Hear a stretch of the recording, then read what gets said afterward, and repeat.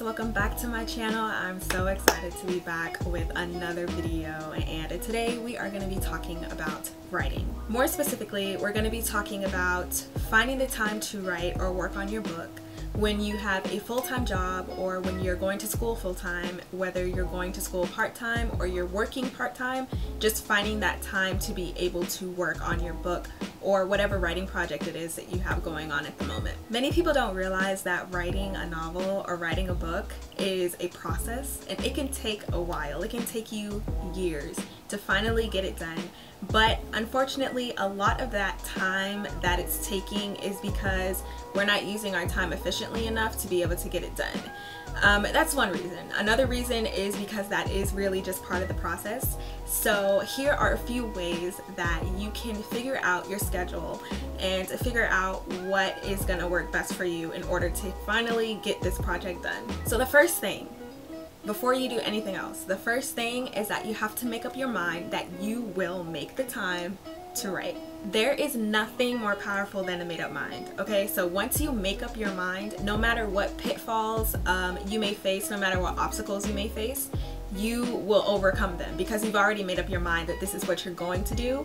And no matter what it is that you want to do, you're always going to encounter some kind of obstacle, some kind of thing that's going to get in your way. And when that happens, then if your mind is already made up that you're going to do this, then you already have that mindset that, okay, no matter what comes in my way, I'm going to get past this so that I can reach my goal. So the very first thing is you need to make up your mind that you are going to make the time to write and that you are actually going to write, okay? So do that right now. Make up your mind and make it solid. You're going to write. That's what you're gonna do. Okay, now let's do it. So the next thing that you wanna do, number 2, is you actually wanna look at your schedule and see what time that you have that's fixed and what time that you have that's flexible. So we all have the same amount of time within the day, but some of us have times where there are things that we're doing that's just what we have to do during that time, which is what fixed time is. So for example, that might be if you're working a 9 to 5, then from 9 to 5 you're at work and that's what you're doing. Like, that's not movable time. It might be that from 10 to 12 you're in class on Mondays and Wednesdays and that's what you're doing, and that's just what you have to do during that time. So that's your fixed time. Your flexible time is the time outside of that. So you might have, while you're in class from 10 to 12, that might be 2-3 classes, you might have a break, and then you're able to go back into class. So in that break time, maybe if you eat lunch, then you might want to eat lunch during that time, or you can write. So it's really up to you what you do during that flexible time. And once you figure out what you want to do with that flexible time, then it really helps to shape whether or not you're going to be able to write. So for me, for example, I work overnights. So when I get home in the daytime or in the morning, you know, the time changes when I come home, then I know that between that time and when I'm going to be settling down for the day, then I can write. And of course I allocate time for other projects that I might be doing, but you just want to look at your schedule, see what it is that you can do realistically, and allocate time to be able to write during that flexible time. Number 3, figure out if you work better in the morning or if you work better in the evening.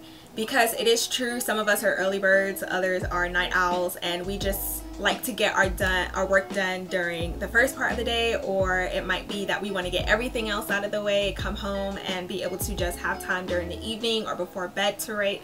So you might just want to figure out what works best for you. And that will also help you to decide how you can fix your schedule to adjust to your writing routine. So if you write better in the mornings, then you probably want to wake up earlier. If you write better in the evenings, you probably want to stay up later to be able to adjust to the writing time that you have. And for some people, it's really just about the quiet of those super early morning hours that just makes you feel like you can get anything done. Some people are more creative during the first part of the day. Other people are just more creative during the night. So it really just depends on how you are. It also is up to you whether or not it doesn't matter what time of day. Some people, it's really just about sitting down and using their self-discipline just to say, okay, that's the time that I'm gonna write. Stephen King is one of the people who he, you know, sets aside time each day to complete like 6 pages, which is why he's able to write books so quickly. Like he can do 1 book in 6 months. So he's one of those people who he sits down during a certain time, and he knows that during those hours, those are his creative hours. Those are his time. That's his time to write. So he's been able to really like discipline his mind and format his mind to be able to say, okay, I know that when I sit here during this time, that means it's time to write, and that's it.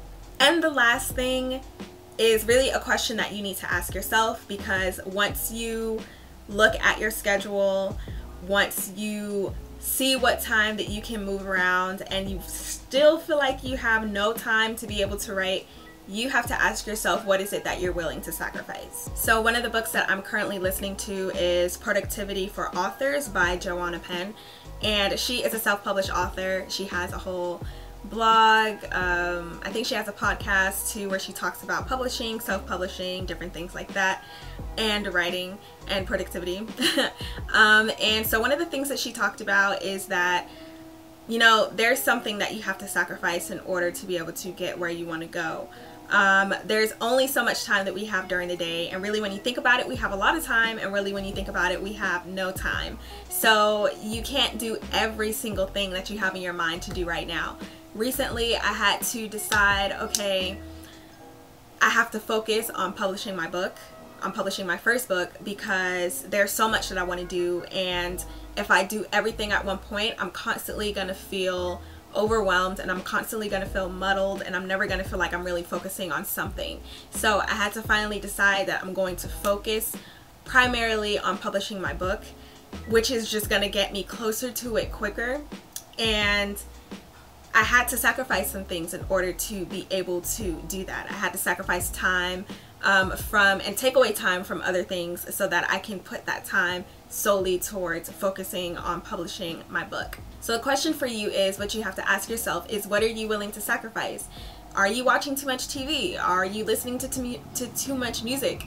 Are you doing too many things that's not moving you towards your goal? And if that's the case, then you really just have to look at your time, look at your schedule, ask yourself what it is that you're wasting, where it is that you're wasting your time. And once you find that out, then you can see where you can pull your time from so that you can add it to being able to write and accomplish what it is that you set out to do. So I really hope that this video helped you, and I'm so interested in knowing and finding out what it is that you do to help yourself have more time to write, or more time towards focusing on publishing your book, or more time towards editing, whatever stage it is that you're in right now.